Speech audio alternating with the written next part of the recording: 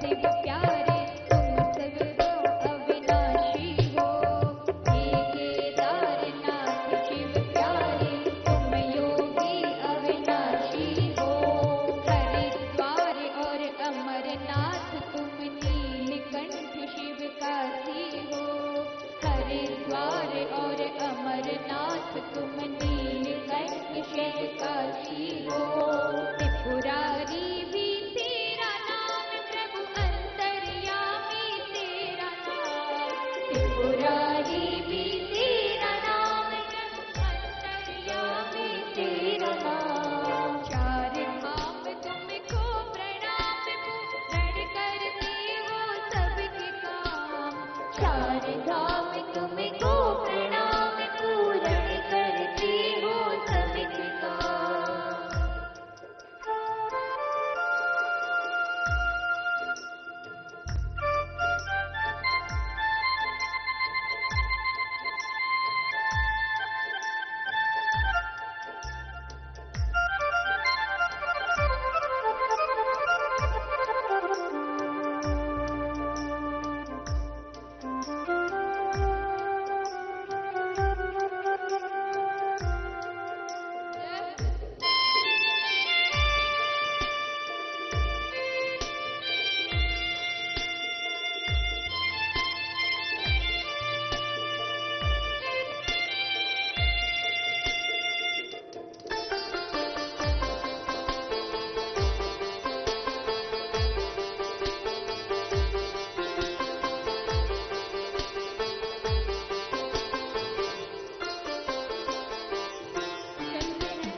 बद्रीनाथ धाम, जहाँ बद्रीनाथ जी के दर्शन करेंगे।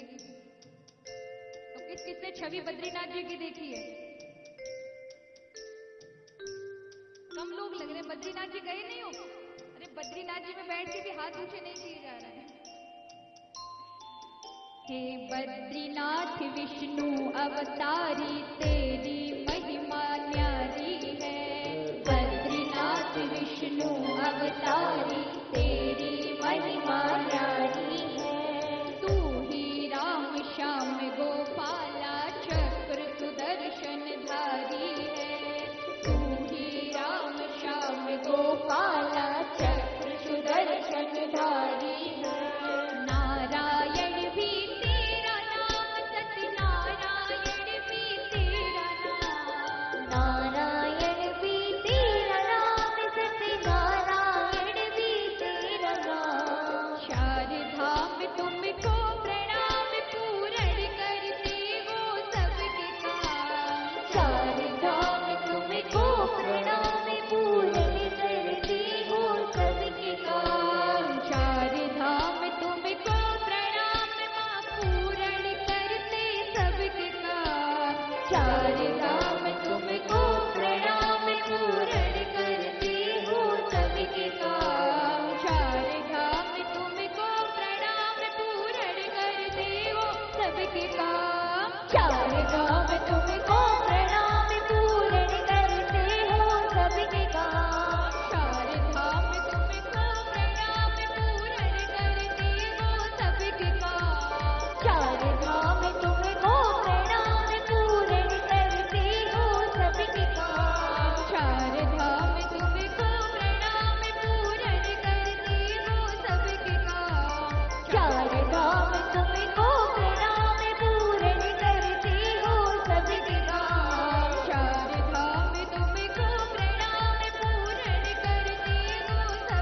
सबके काम। चार धाम तुमको प्रणाम पूर्ण करते हो सबके काम। चार धाम तुमको प्रणाम पूर्ण करते हो सबके काम। चार धाम तुमको प्रणाम पूर्ण करते हो सबके काम। चार धाम तुमको प्रणाम पूर्ण करते हो सबके काम। चार धाम तुमको प्रणाम पूर्ण करते हो सबके काम। अब महाराज चार धाम से चलो लौट आते कथा में, क्योंकि अपन चार धाम कर आए।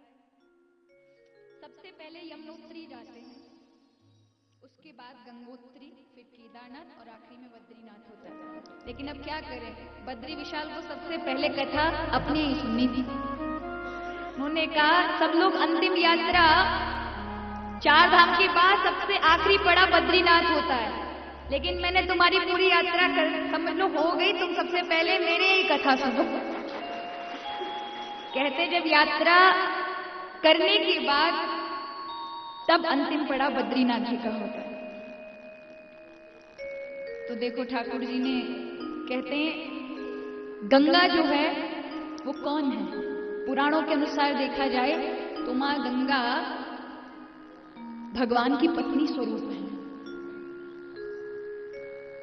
हरि के चरणों से निकली है और हरि के चरण देती है। भगवान शिव कौन है? बोले भैया 12 भागवत आचार्यों में भक्ति देने वाले हैं, अगर उनकी कोई शरण ग्रहण कर लेता है तो साक्षात राम को मिला देते हैं। जमुना मैया भक्ति स्वरूप है, क्या मिलाती है? बोले ठाकुर जी की भक्ति देती है। अब इन तीनों ने मिलकर के बद्रीनाथ का प्रसाद दिया है आपको।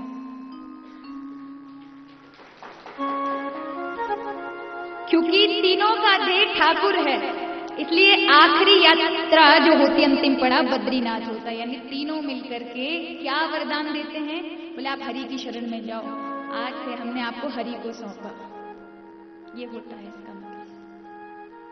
हमारे यहां वृंदावन में ब्रज में जमुना जी जब बहती हैं तो वहां लोग भागवत का पाठ करेंगे, गोपी गीत का पाठ करेंगे, भ्रमर गीत का पाठ करेंगे।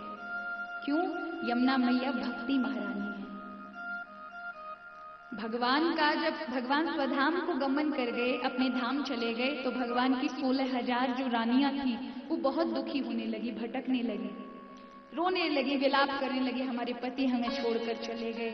लेकिन यमुना मैया हमेशा भगवान के साथ ही रही। इसलिए जब ब्रज में उद्धव के साथ 16,000 जो वो गोपी स्त्रियां थी जब आती हैं और ब्रज में यमुना मैया को 16 श्रृंगार करा हुआ देखती है तो उनको बड़ा आश्चर्य होता है।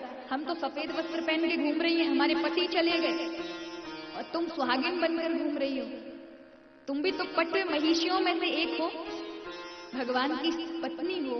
तो मां यमुना ने कहा तुम्हारे लिए भगवान, तुम्हारी दृष्टि नहीं है इसलिए प्रभु तुमसे दूर है, मेरे में तो प्रभु विहार करते हैं, यही सारी लीलाएं मेरे किनारों पर होती है और मैं प्रतिदिन उसका आनंद लेती हूँ।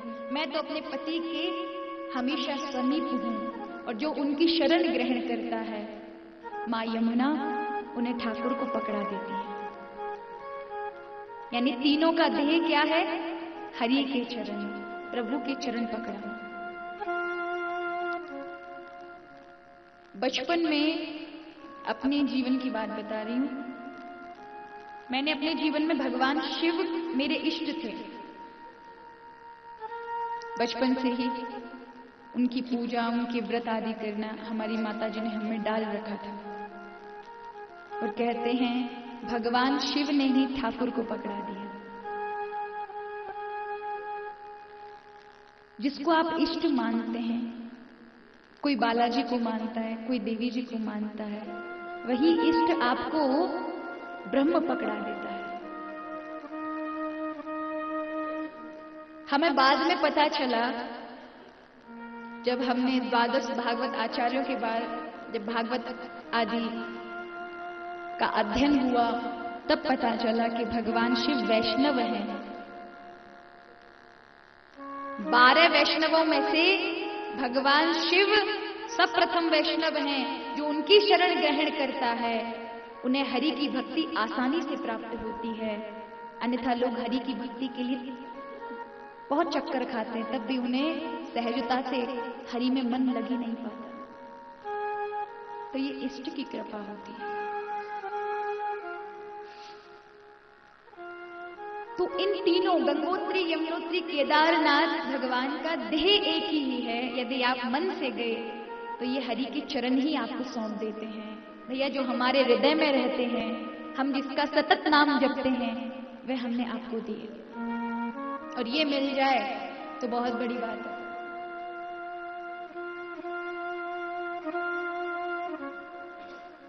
एक सास ने अपने बेटे की, एक औरत ने अपने बेटे की शादी की। जब शादी की तो पति ने अपनी पत्नी को 9 लाख का हार दिया। अब बेटे की शादी थी, 9 लाख का हार पहन के, 9 लाख का हार पहन करके घूम रही थी। अब जैसे ही बहू आई तो उसने सोचा कहीं मांग न ले, इतने सालों में, इतने बुढ़ापे में तो हार मिला है। कैसे कैसे पति ने कितने प्रेम से बनाया, कहीं बहू की नजर पड़ गई तो मांग लेगी। तो क्या किया, अपनी चुंदरी में छुपा लिया उसको। अब जब बहू आती तो सबसे पहले उसे सर्वप्रथम खाना बनाने के लिए बोलते हैं, रसोई पूजन होता है। तो रसोई पूजन हुआ, बहू ने इतने अच्छे पकवान बनाए कि पूरा घर, सास बड़ी प्रसन्न हो गई। सास ने कही, बहू मैं तुझ पर बड़ी प्रसन्न हूं, कुछ मांगे, आज तू जो मांगेगी वो मैं तुझे दूंगी। बहू ने कहा, सासू माँ अगर आपको देना है तो आपके जो ये चुंदरी में छुपा हुआ हार है ना, यही दो। अब तो महाराज सास बड़ी दुखी हुई, जिसको छुपाती घूम रही थी वो ही चीज मांग ली। ठीक इसी तरह से भगवान शिव भी अपने हृदय में भगवान राम को छुपाकर, भगवान हरि को छुपाकर घूमते हैं। जो साधारण सामान्य भक्त हैं वो धन मांगते हैं, दौलत मांगते हैं, कहीं कुछ मांगते हैं, लौकिक सामान मांगते हैं, उन्हें भगवान शिव दे करके और भगा देते हैं। लेकिन जो उनसे हरि मांगता है, जो उनसे प्रभु मांगता है, आपके हृदय में जो विराजते वो चाहिए, तो महाराज भगवान शिव को देना ही पड़ता है। और भगवान शिव उस पर बड़े प्रसन्न होते हैं। भैया ये सच्चा बुद्धिमान निकला। इसीलिए नरसिंह जी भी उन्हीं में से थे। नरसिंह जी को बड़ा लालच दिया, भगवान शिव ने कुछ मांग ले मांग ले मांग ले, और नरसिंह जी कहते हैं मोकू और कछु नहीं चाहिए, श्री राधा कृष्ण मिलइए, मुझे और कुछ नहीं चाहिए, मुझे तो राधा कृष्ण से ही मिला दीजिए। तो भक्त की एक ही मांग रहनी चाहिए, परम मंगल में पराक्रम अखिलेश्वर, अकारण करुणा वर्णालय भक्त वाक्षत कल्पतरु, आनंद सिंधु दीन बंधु श्री बद्री विशाल ठाकुर के चरणों में कोटि कोटि दंडवत प्रणाम। श्री चैन बिहारी लाल के चरणों में कोटि कोटि दंडवत प्रणाम। श्रीमद् भागवत कथा के श्री व्यास जी महाराज की, सुखदेव जी महाराज की, राजर्षि परीक्षित, सूत, सौनकादिक, नारद आदि संकादिक ऋषियों के चरणों में कोटि कोटि दंडवत प्रणाम। सनातन धर्म के चरणों में कोटि कोटि दंडवत प्रणाम। जीजा महारानी गौ माता के चरणों में कोटि कोटि दंडवत प्रणाम। वृंदावन धाम यमुना मैया गिरिराज जी महाराज के चरणों में कोटि कोटि दंडवत प्रणाम नमन। परम पूज्य सद्गुरुदेव भगवान के चरणों में कोटि कोटि दंडवत प्रणाम नमन। उद्धव देवाचार्य धमन देवाचार्य श्री नरदास जी महाराज के चरणों में कोटि कोटि दंडवत प्रणाम नमन। चारों वैष्णव संप्रदायों के आचार्यों के चरणों में कोटि कोटि दंडवत प्रणाम नमन।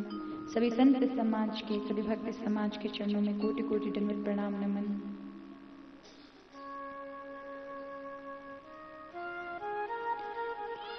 मंच पर आसीन, मंच पर आवाहित पूज्य देव प्रतिमंडल के चरणों में कोटि कोटि दंडवत प्रणाम। हमारे बीच विराजमान उपव्यास स्वरूप सभी ब्राह्मण विद्वत समाज के चरणों में कोटि कोटि दंडवत प्रणाम। मेरे सहयोगी संगीत बंधुओं को भी कोटि कोटि दंडवत प्रणाम। आप सभी हरि वैष्णव, हरि भक्त जो यहाँ कथा श्रवण के लिए बैठे हैं, उन सभी को व्यासपीठ की ओर से सादर नमन, सादर प्रणाम, कोटि कोटि वंदन। कल हम सभी, आज कथा का चतुर्थ दिवस है और आज अवतारों की लीला जा रहा है, अवतारों की कथा है। भागवत कथा, कोई कहता है कि भागवत कथा क्या है?